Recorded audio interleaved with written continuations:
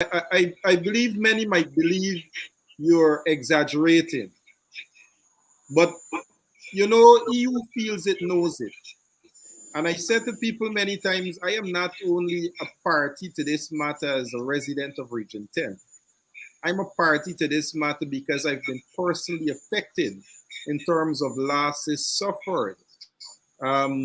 We are planting food. So we see the bulldozing a few weeks ago, but the bulldozing occurred a few months ago, where the government was bulldozing people who were planting food, farmers who were working with lands and survey 12 years before Central Housing acquired the lands 2 years ago to promote housing and found people there. Instead of working with those people, they went ahead and started to bulldoze people, farms, houses, to bring persons to live. So I can equate the losses personally to say a group of young men, almost 50 in numbers, who sacrificed their time, their effort, their resources into an idea of ensuring Region 10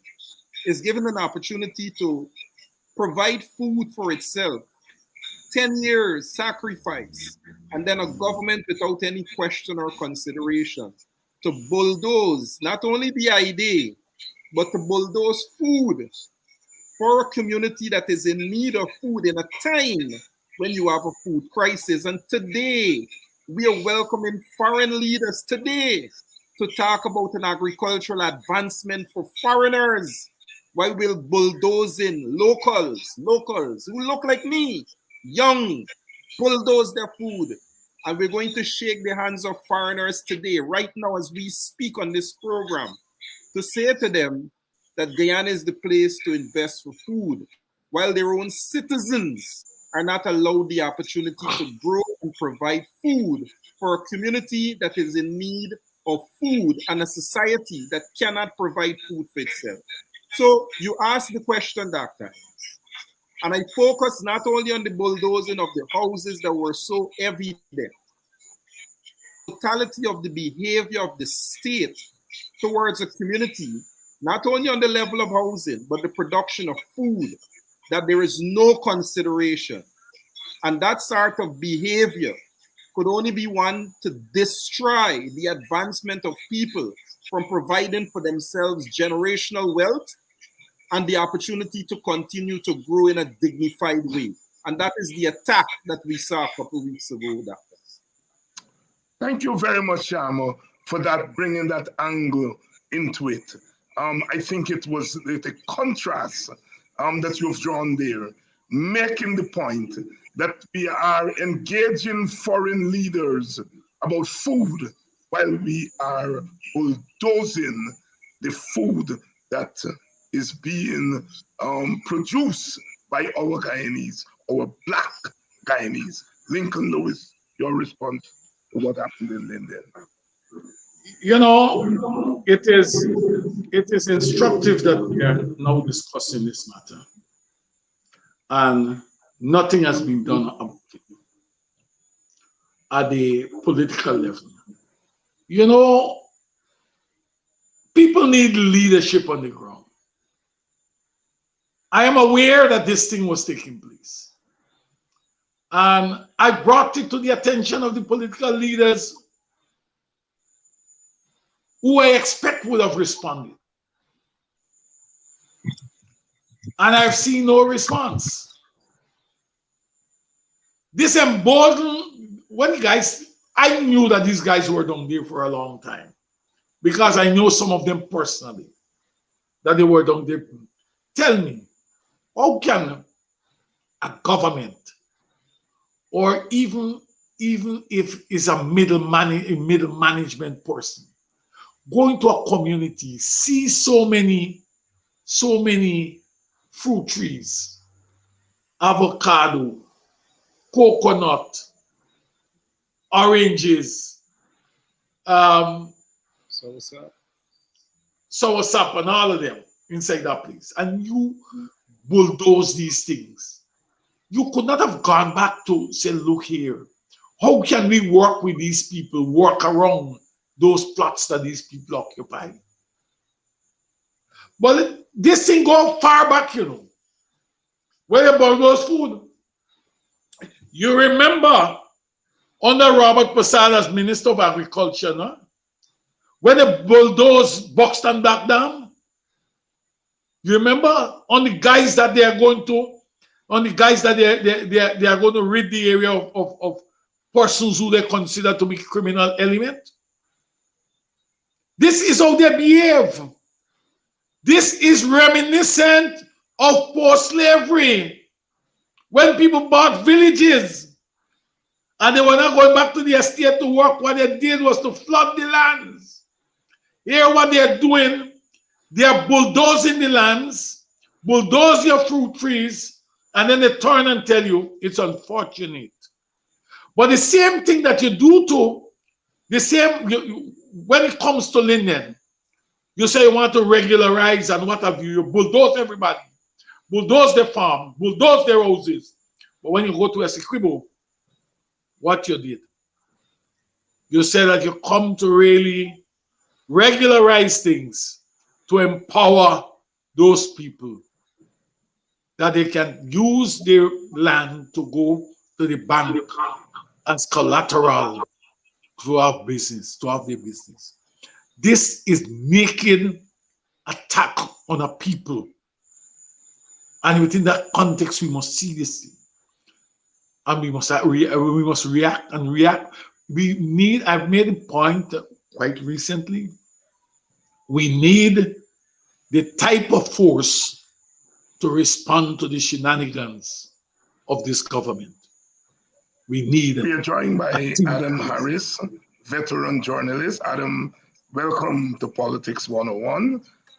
This evening, we have not gotten into the matter that we intend to discuss tonight. We are doing some preliminary discussion on the killings in Buffalo, New York, and the bulldozing of food and homes in Linden. Your thoughts on those two incidents? I will start home. Now, the question of using a bulldozer. I remember when they wanted to extend the airport. They talked to the people, they said, and then they used the bulldozer. And one thing stands out, a bulldozer operator just stepped down and said, I will not do it. They wanted him to bulldoze the home of a lady. And he said, I'm not going to do it. Now, I don't know who are the bulldozer operators in Linden. I don't know if there was any discussion with the people who occupied the land. The fact that food crops were bulldozed and that didn't make the news in Guyana is astonishing. I mean, Sharma Solomon is there. He knew. They know me. That information never came out tonight. It's the first time I'm hearing this. You go and you decide to bulldoze the homes. And I did a column last week. And I said, generally, you compensate people when you want them to move. And I spoke about the situation on the railway embankment when they had those squatter settlements. They didn't bulldoze anybody then. They built 2 range houses at the back where I live here in La Penitence. And they allowed the people to move. Then they gave them land. And above all, they compensated them. They bought material in some cases, and they gave those people. And most of those people didn't look like me, so they got that kind of treatment. What happened in Linden? Was there a discussion or was there a sudden descent on these people? When they descended on the people, was there any political representation at the time? Was there any attempt to talk to the bulldozer operators. Regional Chairman Darren Adams said that they came with guns and the bulldozers. I ask again, who were the bulldozer operators? Where were they from? Out of town. Out of town. Yes, and they don't look Did, like you and I. Neither the operators. well, there you go. So there was no sense of kinship. And you damaged the people. Was there any talk of compensation? In No, Buxton, no, there was no. none. I speak of this matter a month ago, and I like the fact that you recognize even someone like myself involved and where it stands. That once involved, we send our resources to an individual who live on the farm. And when we recognized there were problems and got involved, we stopped lands and survey. In fact, central housing and planning. And we made this matter national and public through our mediums. We discussed it, that only at the time it was a bunch of young black brothers who were being affected by their farmlands and were encouraging people to recognize the transgression that lands and survey that were working with other people in the area, such as a Mr. Ramjeet and others, and given to them lease. And while working with us, give the land over to central housing and planning. So 2 years ago, central housing and planning is with this lot to build 4 schemes and suddenly started to bulldoze based on the lands that they have started to design. So our lands were there. Persons like myself, people like Mr. Orengard and others who were farming and planting, we were there for years, for decades. However, the way this matter was handled, when we got involved, the central housing and planning stopped and then offered to ensure that NARI got involved to do an evaluation of our crops that were damaged and then to look at the amount of people who were occupying the lot and how they were going to then give that to those persons. We have not heard back from central housing and planning to date. So the farmers are suffering because you have contractors who are still insisting that they want to come in and bulldoze even without the information coming from central housing and planning. So we have been suffering and we've been calling for representation. We've been calling for leadership. It was good to see when the houses came down, we got representation. And then we have no representation now because persons have been calling people like myself and others to get more involved. A lot of losses have been occurring at the back there at both the level of housing and those farmers who planted crops and have lost significant amount of those produce. No, that's interesting. And I'm glad that at least you step up. And when you step up, you recognize that the program was halted. Yes, it halted and it is still on pause, and we've still not seen those who have committed to have NARI to come in and evaluate the damages. But in response to Dr. Hines, this is an area where food, this is the behavior of a government that today, at this moment we are speaking, Prime Minister Rowley is in Guyana, speaking about food security for the Caribbean and our ability to produce. This is a community that imports about 70% of its food from across the coastal plain. And this is a government without consideration of those who have made investment as an idea, as time, as financial resources to work with and support of instead of bulldozing. There's a second video that came out last week, Sunday, of a gentleman by the name of D'Souza who's complaining over at Wismar.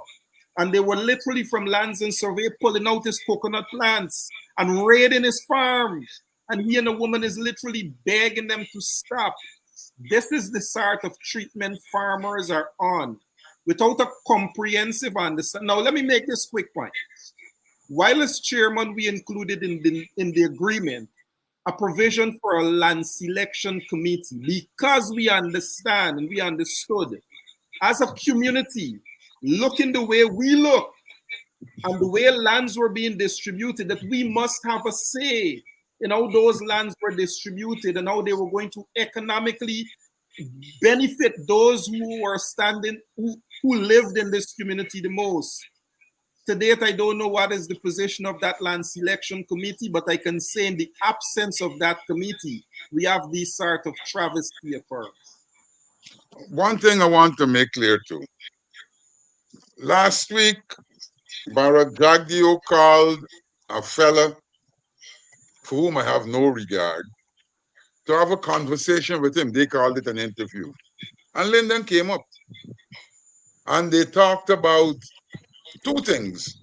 Jagdeo said in 2006, 1 in 4 people voted for the PPP, but a lot of people don't vote for the PPP.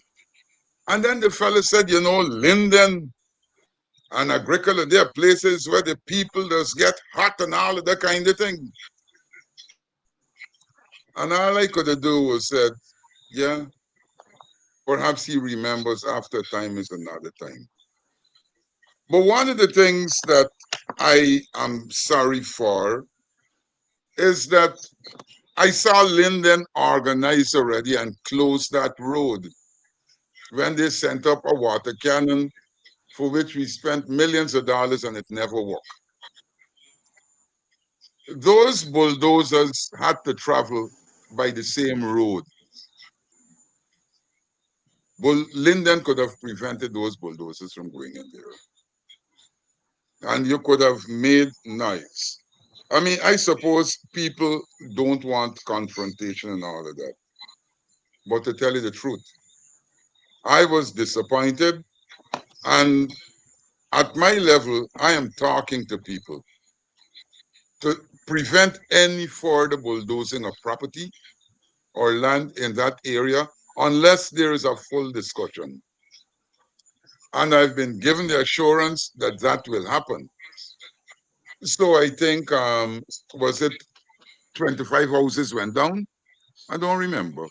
More than that, but that was what was reported. Well, they're saying that no more homes will be bulldozed. I don't know how many more homes are on the property. I don't know where the bulldozers are. Are they still in Lyndon? Yes, they are in Lyndon. Mm-hmm. Aye, aye, aye. Brothers, thanks so much for this discussion. I think it's extremely important. Adam, you've raised some very incisive questions. The journalist you are, you smell things in a certain way that the rest of us don't smell them.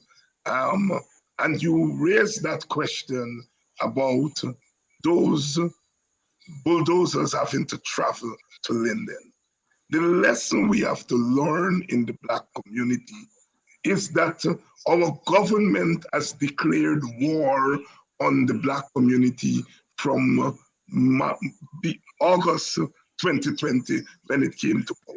If we are not aware that we are being treated as if we're at war, we are missing. It means that we are not preparing our community. In 2012, our community was mobilized, so it was able to carry out that struggle. And in my estimation, it prevailed. It stopped the government from doing what it did. The sacrifices were ultimate. 3 people died, others injured. But Lyndon was able to stop because Lyndon was mobilized before the action. And I think this nonsense in the Black community that we are living in a free space has to stop. We have to mobilize to protect our communities. And I think that's the point that Adam Harris is raising. No bulldozer should have passed and gone into those communities, but they were able to do so because we have dropped our guards. Anybody wishes to say anything else on this issue? Adam, any word on the Buffalo shootings? Its significance for Guyana?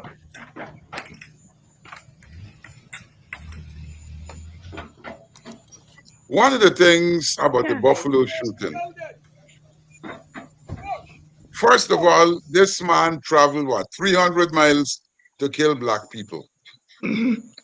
And I looked at the situation.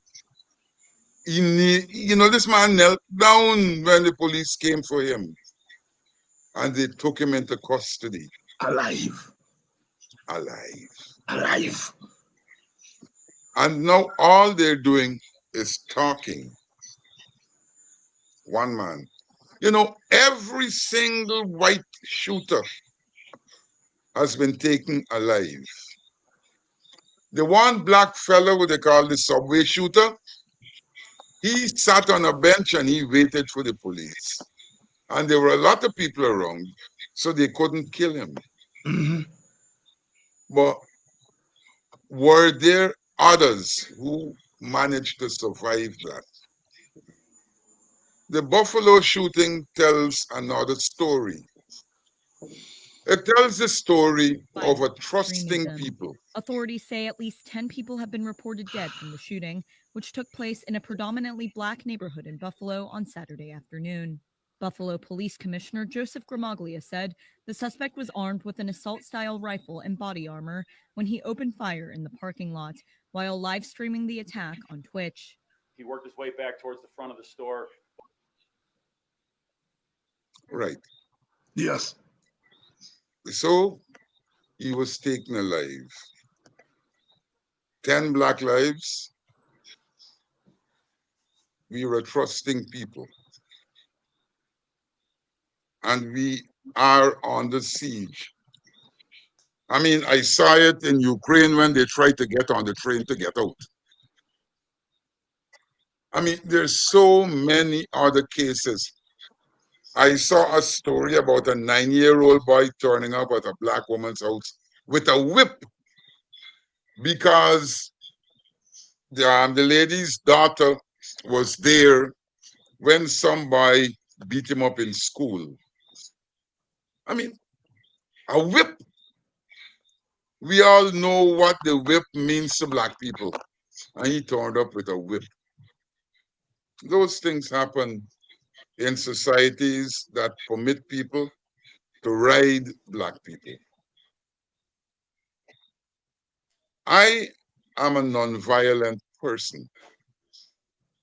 And that is why I always remember Lincoln Lewis standing up for his property in West Bobis.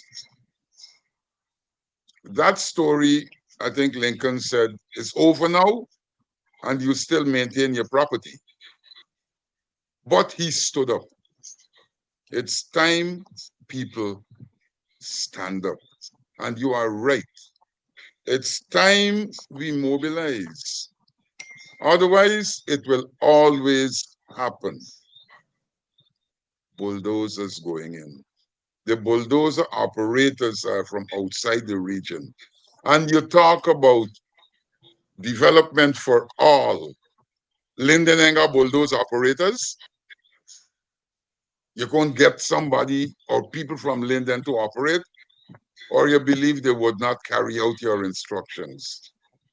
The policemen who turned up got specific instructions. Were those instructions to shoot, to kill anybody who stopped the operators?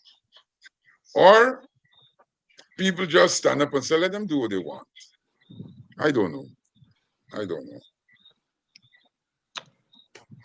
Brothers, let's move to the issue of the meeting last week between Aubrey Norton, leader of the opposition, and the president of Guyana, Mr. Irfan Ali. Lincoln Lewis, I'll start with you because you have a piece in today's newspapers that draws our attention to the larger context in which this meeting took place. And often we deal with what is before us and we don't deal with the subtext. We don't deal with the larger the larger context in which these things are taking place.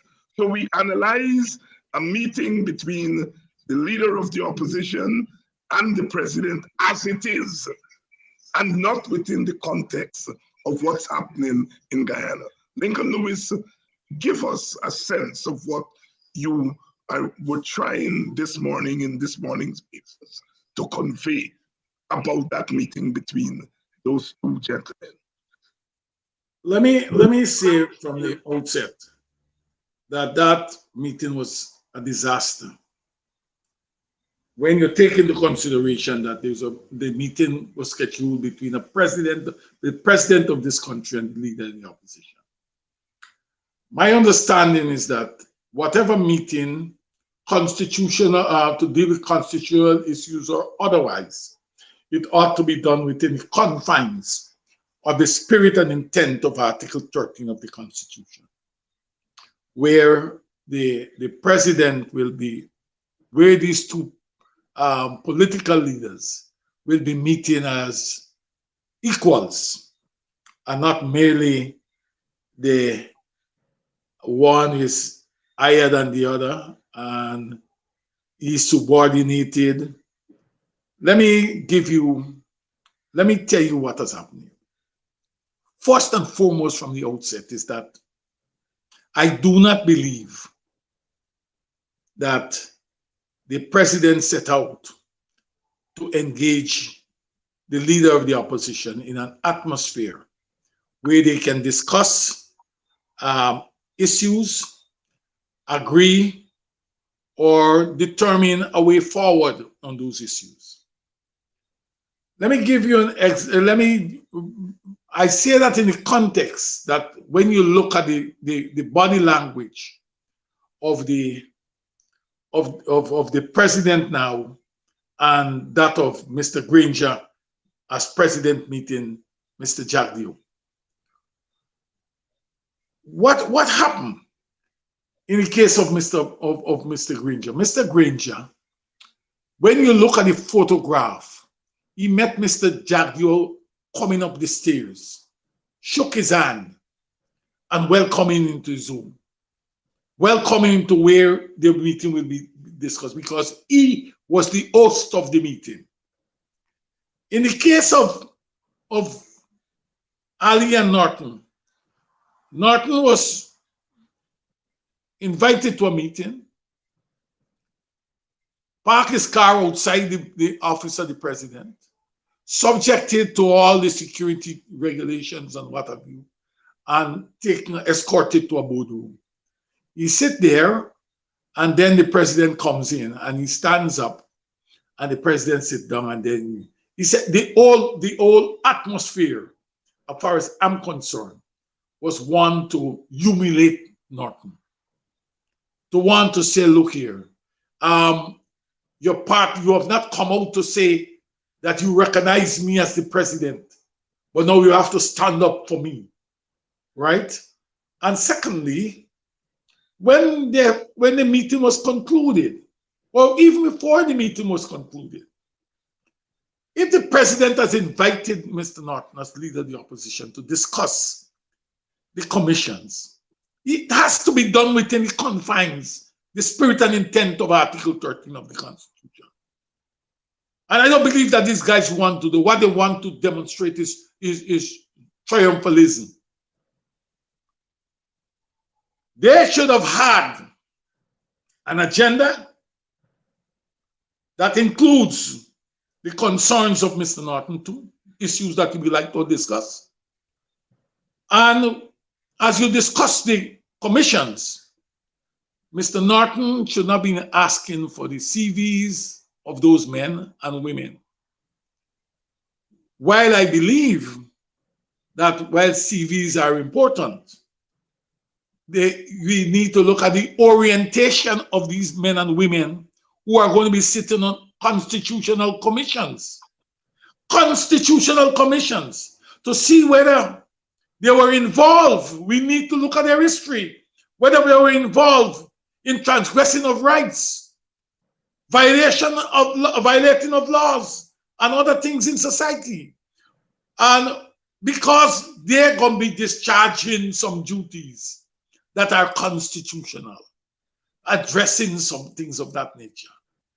When Mr. Norton was finished, they put their thugs outside. The thugs outside to be asking Mr. Norton if he brought the, what you call it, the SOPs. Huh?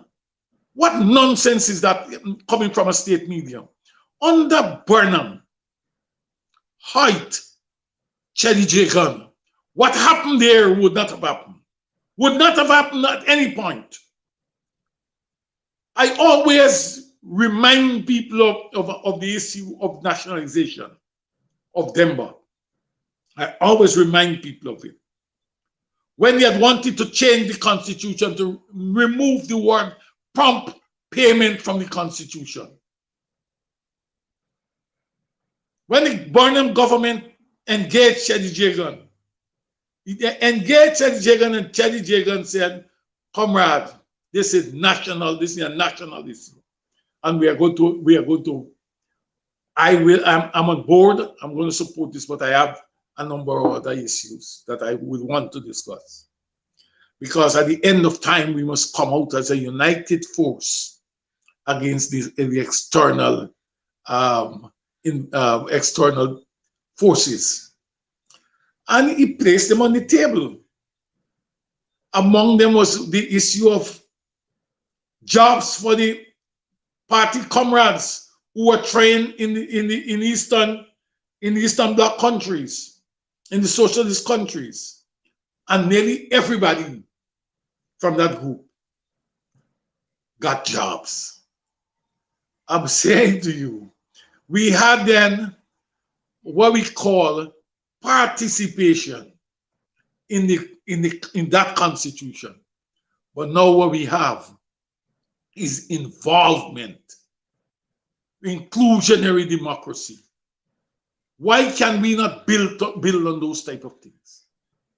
I'm looking at it, and I believe that what was done there was not a question of humiliating. It's not a message to Aubrey Norton as leader of the opposition.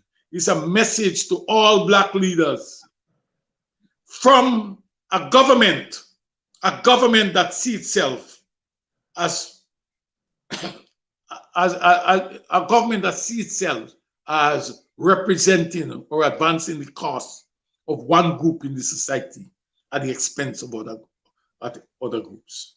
Thank you very much, Brother Lincoln. Shama, Lincoln has raised the question, both you and Adam raised the question of the spirit in which the meeting was being held. Is he making too much out of nothing? Shama, you first. We're not hearing you. We're not hearing you. Sorry about that, Doc. Yeah. I think if you were looking at the joint position that came after the meeting, that position was nullified today by the PNC's press statement, which recognized that that level of engagement was woefully inefficient, insufficient. It did not recognize advancing the cause in any way. I believe, as someone who worked with Aubrey Norton against the PPP government between the period 2012-2013 in consultations, in negotiations, in having meaningful dialogue to come to the 21st of August agreement, which we did, and which Aubrey Norton, now leader of the opposition, played a very pivotal role, including the likes of Lincoln Lewis and Aslin Paris and Nigel Hughes and Rupert Roop-Narayan and others, including Miss Kissoon, several others. But Aubrey was very, very well able to represent the issue. So I think on this particular matter, there is no doubt that Mr. Norton understands how to represent these constitutional matters. I, however, believe the response that was given by the People's National Congress today is saying that though we recognize we have a constitutional obligation to engage, what we saw as engagement, what we saw as the the room, space, spirit, the intent for engagement was woefully inadequate to the extent that it was important for them to test that. Even though some may believe, why do you trust this People's Progressive Party? That in every level of consultation, of public scrutiny, whether that lies in the committees of parliament, we saw what they did in the PSC, whether that lies in parliament itself, we saw with the Natural Resource Fund and how it was treated by the speaker. And now we see with the engagements between the leader of the opposition and the president, I think that needed to be tested. The question now at Dr. Hines is, what do you do now? That you know that there was no spirit and the government was not practicing by the letter or the spirit of what represents meaningful consultation. I think now that the opposition made that in their press statement today, the question is to ask what to do now. And I'll just like to add one to that. If you look at where you see the contrast of what we looked at in 2012 struggles and that sort of engagement, and what you see today as the contrast of the engagement between the opposition leader and the president, I think what we have different is that there is need for a trump card. There is need for some means by which you have the government to appreciate what we in Region 10 and Linden term as a position of pressure. So that these matters, not only those constitutional matters where we saw mockery was made of based on the committees and now asking for CVs, but there are so many outstanding constitutional issues and so many pressing issues in society that it should not be at the rate of the mockery that the state is making of those very important committees.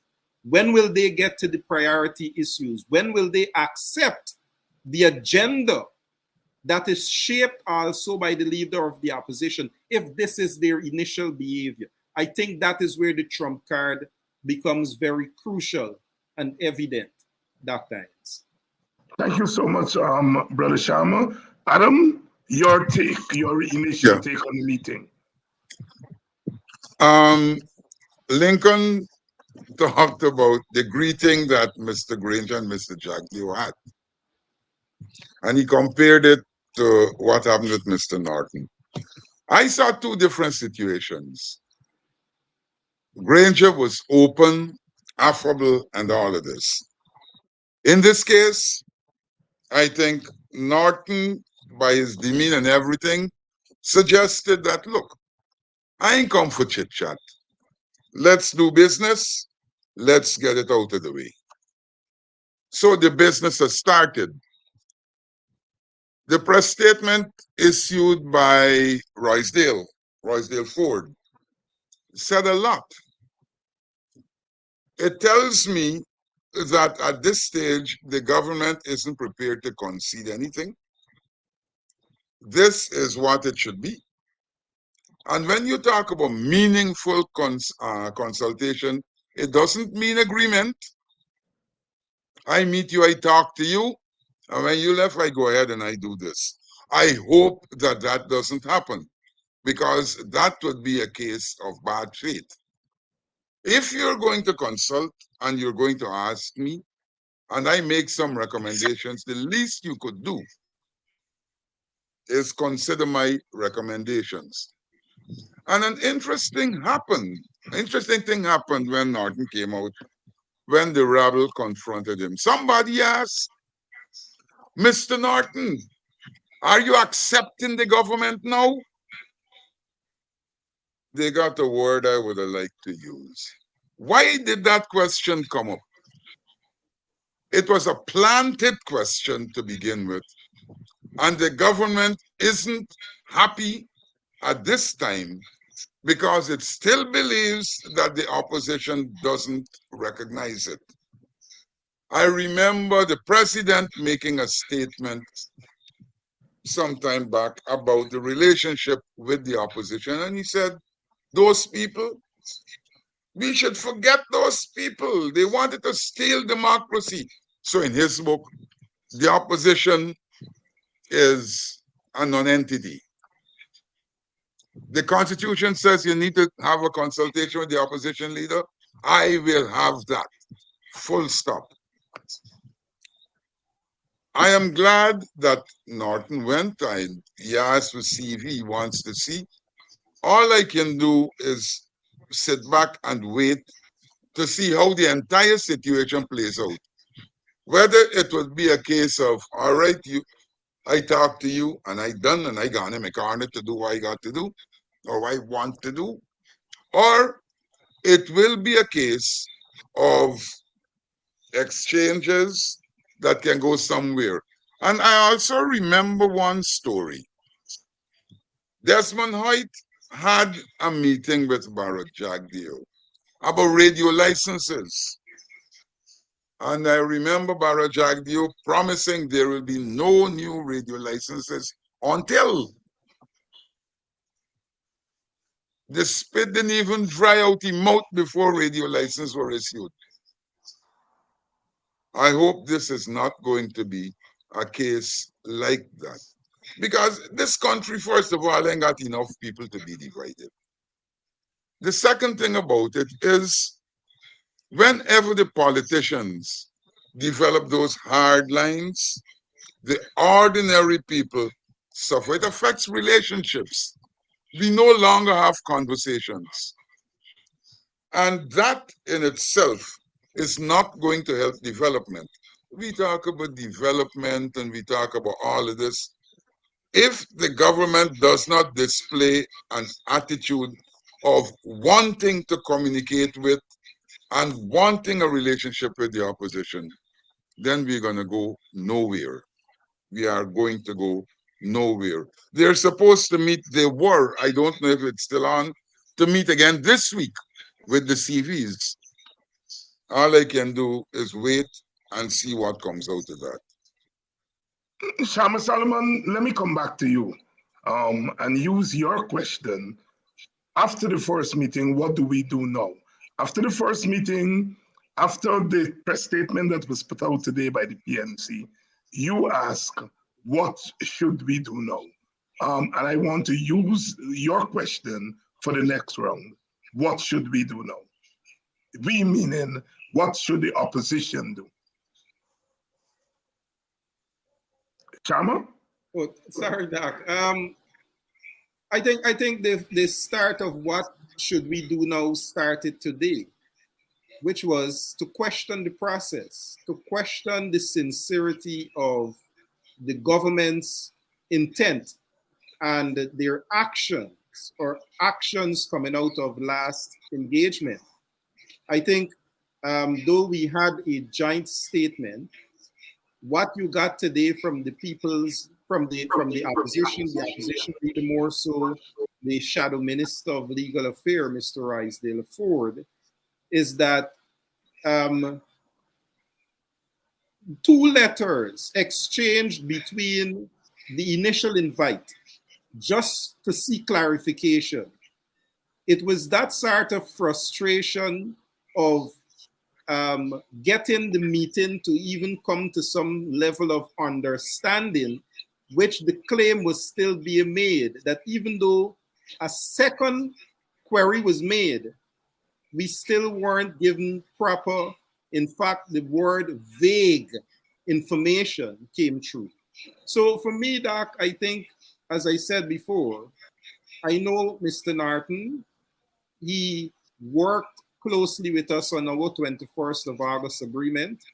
We had a trump card of some means to pressure the state that at 32 days, we had the end to an impasse and the status quo remained in place where we paid and we still have not paid any electricity increase. However, the implementation of that agreement took us 11 months. So even though we had to stay on the electricity increase, the other aspect to have land selection committee, to have the names and to have those committees in place, the level of frustration the level of dialogue that went into that, to have the electrical technical team to be put in place, to have the economic committee put in place. That took us 11 months, almost entering into a new government. So I can appreciate the initial steps being taken by the opposition to test the water.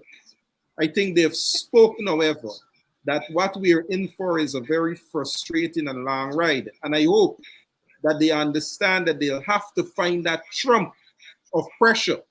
One of the things I want to say, Doctor, it is not by any pressure from society or the opposition that the president chose to meet with the leader of the opposition. Because they did not, this was not done over 2 years. They weren't doing this even for some of the most critical issues like the Natural Resource Fund.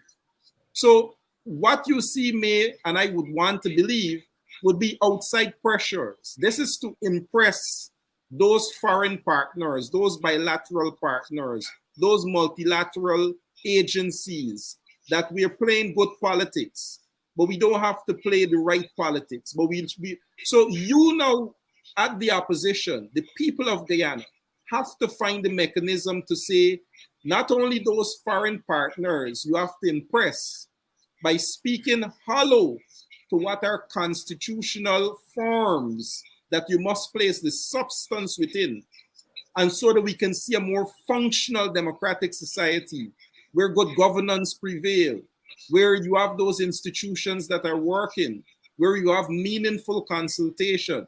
Those things we are going to impress on, because we are going to ensure there is some means of pressure to ensure that you act in accordance. If that is not there, Dr. Hines, I see it very difficult moving ahead from our own experience that we had in Region 10. Lincoln Lewis, are you optimistic that we have gotten somewhere, or you think this is just a show? Let me tell you something. Yes. The greatest strength of the PPP is that they have no shame and they don't believe in anything that they see. That is the strength. They will come here and they will accept, they will say all kinds of things, but they will not take it. Let me tell you what. Governance, the governance is not only about a political party entering parliament and go there with bills and articulate it. Governance is about how a political party can bring all the forces together to bring up, to deliver what its constituents need. This party, Aubrey Norton as leader of the opposition, has to reach out to a number of agencies, a number of groups, because you can't go with an agenda to the government, to Ofanali and them, that don't have the input of other stakeholders. He has to get them to buy into something that he can go there and get his support and get the forces to fight. We are taking it for granted. We can't take it for granted that because he's leader of the opposition and he's in parliament and he gets some people around him, that he's going to go and get what he needs. The only thing, all apart from that, all the options in negotiation will have to be put on the table. You cannot take off any. Let me tell you something. I've been in the trade union a number of years. If you take strike off the table, the employer runs roughshod over you. You have to keep strike there. You have to let them understand that you are prepared to execute whatever to execute the strike action to bring about the desired results. as such in politics, whatever that weapon is, they have to make sure that it's on the table. It must never be taken off. Adam? PNC, Sorry, I APNU, thought Lincoln was finished.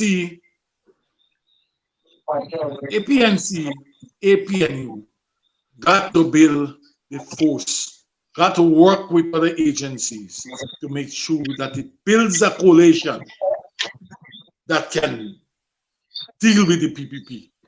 Question here, there are two major issues here, you know.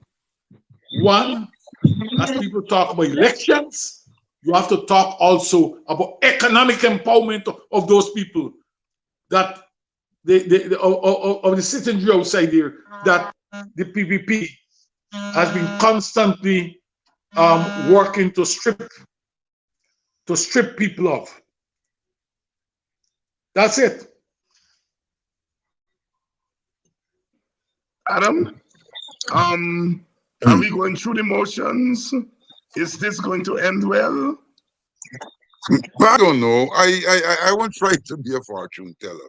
Look, fact number one, the government must be serious about consultation. Two, the government must be prepared to listen to the opposition. And you know, I don't think that the PPP is a one-man party, and when one man or two men say, this is what it's going to be that. I am sure that there are wiser counsel. Yes, they got people in there who are going to say, hey, don't bow no way, don't go into this. As Jack Dio said in a conversation he had with somebody, but they were passed for an interview, or was it in the press, that Norton is not going to be allowed to raise anything with Irfan at his woman's fancy. So Jack was saying here, Norton can got the best intention. When he got to Irfan, if he try that, we're going to shut it down. I don't think that that augurs well for this situation in which we're in. It doesn't. I want to believe that good sense will prevail. Otherwise, trust me, this country gonna be limping along way after I am dead and gone. There will be a distrust between people. Nobody will want to listen to the other. Sharp lines will be drawn, and a situation could be created where at the drop of a hat, we can go back to what happened in the 60s. I don't want that to happen. I hope, and all I can do is wait to see how the second meeting will go. If the second meeting goes well, then I would say, all right, there is hope for further discussions. If it doesn't, and if the discussion is only about those constitutional bodies, Police Service Commission, and they got a matter in court on that, the court still got to rule on that. Judicial Service Commission, Ethnic Relations Commission, no, Integrity Commission, and some other commission. If the talk is only going to be about that, hopeless. Hopeless. A meeting between the president and the opposition must be more than, hey, these couple people are wanting to sit down here on this thing, and then when they're done, you're going back to your cages and whatever you want to do. Must be more than that. Norton had said earlier at the press conference that there are a number of issues he wanted to discuss, among them good governance, and I hope that he would be allowed to. I hope that good sense will prevail and there will be discussions rather than dictatorial attitude and that kind of thing. Lincoln, I come back to you because Adam is hopeful And he wants to wait until the second meeting to make up his mind as to what is it the PPP intends to do with these talks. Are you of the same persuasion? No way. Let me tell you, I want to be proven wrong. I want to be proven wrong. The PPP has no intention to discuss anything, right? And agree to anything at any point. I want to be proven wrong. I will wish that Mr. Darton puts his agenda, put a program in front of them, and let us see what will happen. I know these people. The only way I believe that he can achieve it is but to marshal forces outside here, is to bring all the interesting parties on board.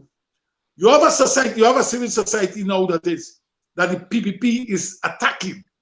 It may be a good thing for him to engage all those agencies.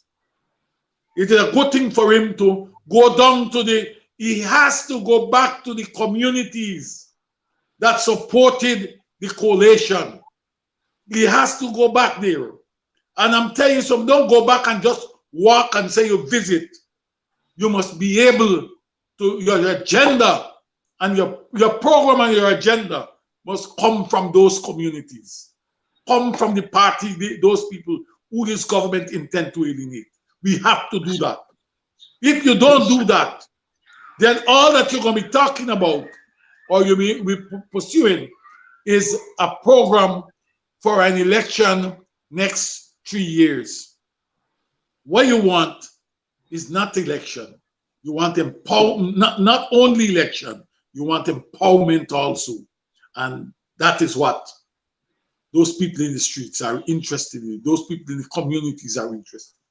And we have to go back to Shama Solomon, as a student of politics, a participant and a student of Guyanese politics, is this a defining moment for relations between the government and the opposition, and by extension, between our two large ethno-political communities? I think it could be dark lines. I think it could be. Could is different from if it will be if it will allow for that to become so. And I say this maybe at levels of analysis, where you look at the leader, you look at the environment within which those leaders are actually existing and working, and then you look at the external forces that are impressing on those leaders and how they will respond. I think in looking at it at that level, the president, and I found it quite strange, most of the policy-making positions that we've seen so far to the state comes from the vice president and the vice president's office. So I see the absence of the vice president playing any part in this sort of engagement, even as a party to the engagement, in itself does not speak well to the seriousness that the PPP is taking to this dialogue. But I think the president is with a defining opportunity to take this as a good moment to change the course of relationships. But one of the things I want to say on the side of the opposition, Dr. Hines, is that even as we approach a second meeting, I think what Mr. Narton is recognizing is that as that is being done, and what we saw today in calling the People's Progressive Party out, is saying that he too doesn't have much faith in the process moving forward. This is, I mean, the way the process was described in itself as inadequate, to say that you are to 2 times ask Mr. Shearer to even set a decent agenda. And when that agenda was set, we saw in today's press statement, it was still inadequate and insufficient and vague of giving us any sense of direction. And I think that speaks for itself in what the opposition expects. Looking at the mobilization on the ground, I think we need to see a much more aggressive mobilization a far more clearer articulation of the interest of issues affecting people, how we can bring that to the realization that people are suffering with bread and butter issues, the 3-gap measures put in place yesterday by the government, again, woefully inadequate. We have to bring that to the Guyanese masses as to what does that really mean to the general public. There's so many more things that I think on a multiplicity of levels, because it's happening so quickly, I think the opposition need to find a way out to marshal those issues, aggregate them to a manner that they can collect them, articulate them clearly to their supporters so they can rally behind them, and have them as a force in weight, that when you go to any such dialogue, when you go to any such engagement, what you have on notice is for a government to know that at any given moment, all options are on the table, including these people who we're articulating their interests. And if you don't comply, these people are saying that this is the sort of action that they're prepared to take. Unless and until that, Dr. Hines, I am very skeptical that the People's Progressive Party is going to be serious about meaningful consultation in this democracy that we call Guyana. Well said by the young man, Sharma Solomon. My study of societies like Guyana, ethnically divided societies, says to me that the outcome of an exercise must start from where the society is. We do not agree on anything politically. Consultation, meaningful consultation, assumes that there is an acceptance of a national norm, a minimum national norm. That at a minimum, the government and the opposition agrees on a framework. The government and the opposition agrees on nothing. And so you're asking us to do an exercise, you're asking them to do an exercise that assumes some minimum level of consensus. There is no consensus. And a meeting that is meant to bring about consensus is doomed to failure from the beginning. I mention no words. This is a setup by the PPP, and the sooner Mr. Norton and the PNC understands that and say, if you want to set me up, I'm going into that meeting to set you up too. Let's rumble, because there is no consensus. That's in that. As far as I'm concerned, this is an opportunity for the opposition to raise its hands, raise its fist, and say, we are not here to puppet you. We are not here to play your games. You want to puppet show? Well, we are going to show you that we are not in that. That's me, that's David Hines. I'm saying after 2 years, what are we waiting to see? You don't take fire stick at night for go and look for what you can see plain as day. Mr. Norton, go to the meeting, but realize that you're not going there to engage in no consensus. You're going there in order to stare them in the face and say, I represent half of this population, and you represent the next half, and you are not going to treat my half as they are second-class citizens. Gentlemen, closing remarks. I'll start with you, Brother Lincoln. I want to see, I want to tell you something. Closing, let me say to the public and to the leader of the opposition that he has to hold hands, reach out, bring along the AFC and all the other political forces that are in the coalition. He's not going there as leader of the PNC. He's going there as leader of the opposition. And look to bring the other groups that are marginalized and alienated and are being hounded by the PPP government. You need to bring them on board. This issue is an opposition issue. And the opposition is speaking for half of the people in this society. I want to see this man begin to hold hands. Brother Adam, your closing thoughts. Yes. The one good thing I'm happy about is that there has been a meeting. For nearly 2 years, there was none.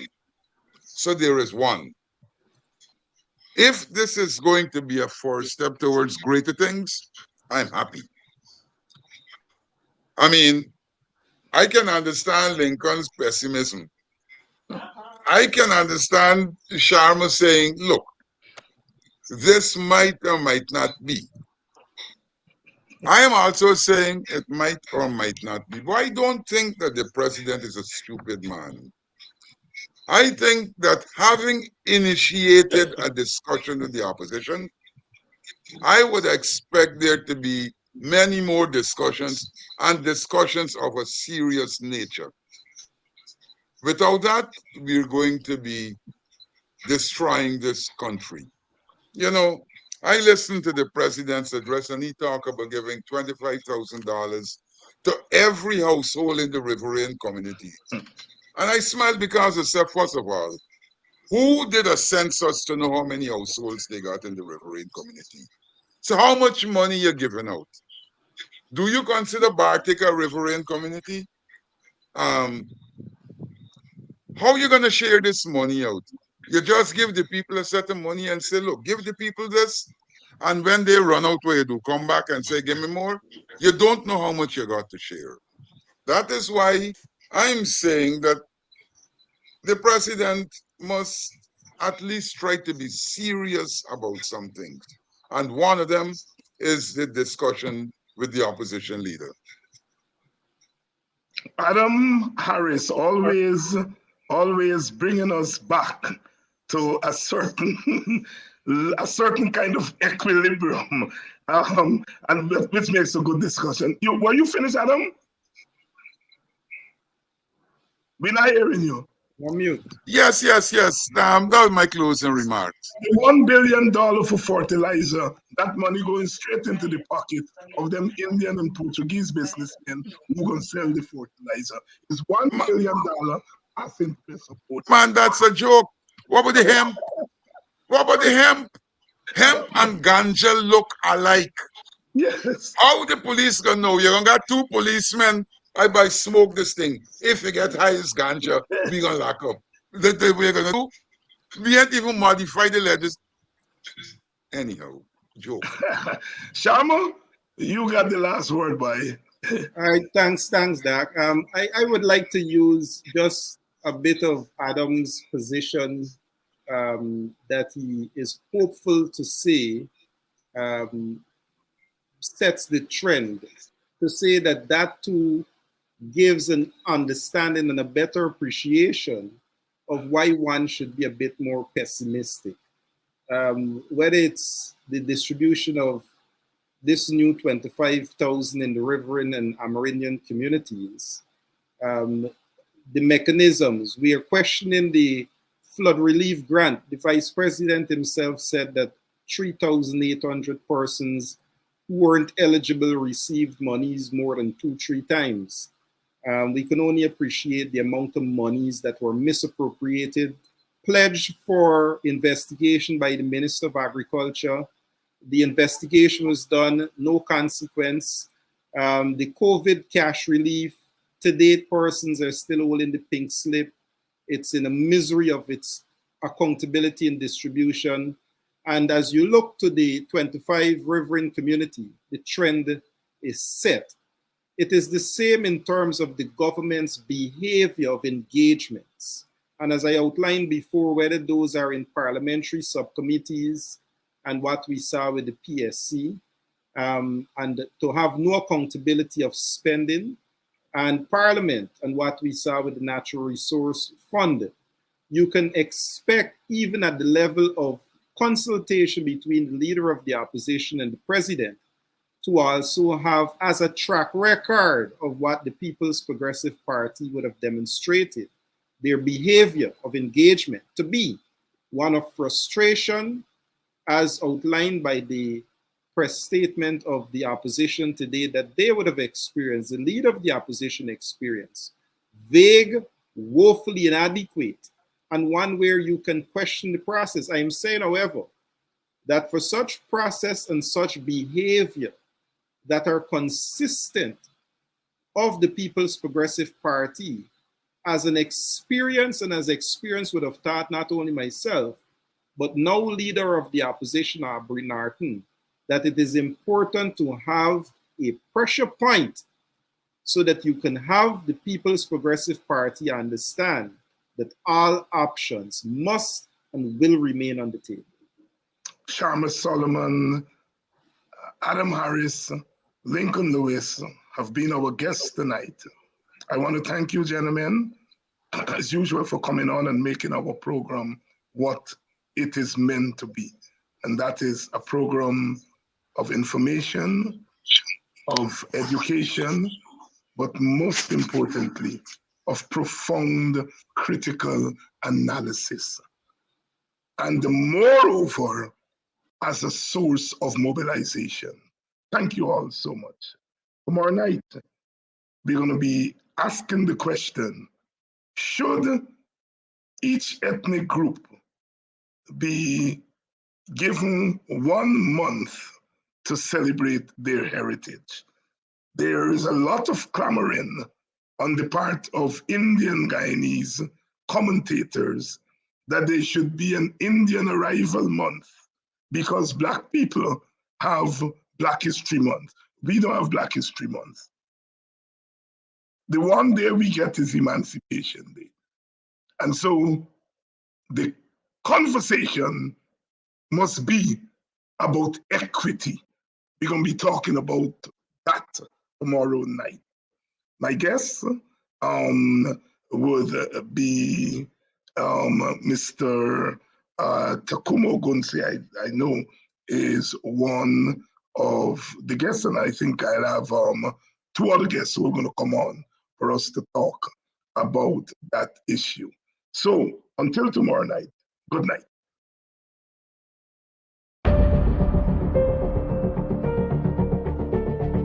Politics is the heartbeat of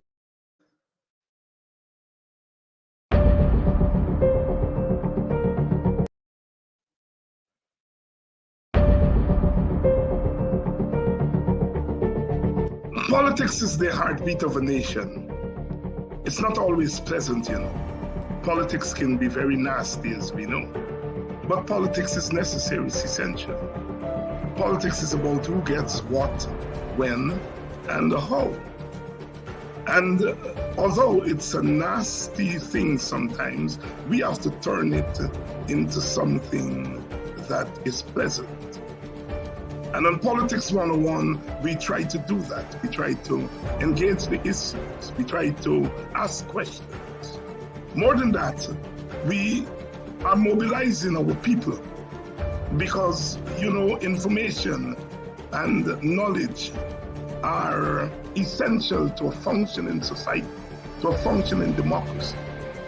Democracy is not just about elections and good governance. It's also about an informed citizen, an informed people. And that's what we do on Politics 101. We try to inform you, but we do so not by just giving raw information. We do so by a critical analysis. We ask questions.